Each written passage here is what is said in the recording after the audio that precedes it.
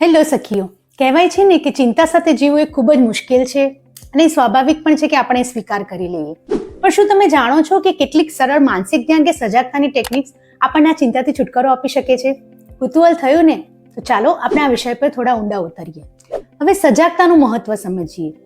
સજાગતા એ આપણે હાલની પળમાં જીવવાનું છે અને ભૂતકાળ કે ભવિષ્યની ચિંતાઓને થોડા સમય માટે ભૂલી જવાનું છે.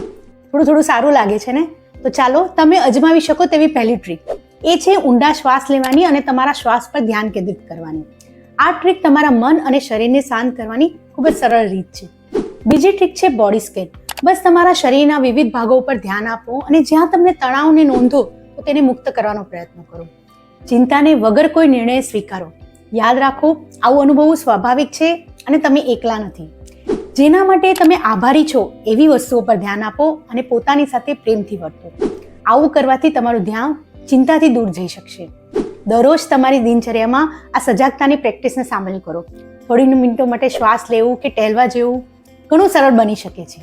યાદ રાખો, આને અસર કરવામાં સમય લાગી શકે છે, તેથી પોતાની સાથે ધીરજ રાખો. નિયમિત અભ્યાસ કરતા રહો અને તમે જલ્દી સારું અનુભવવા માંડશો.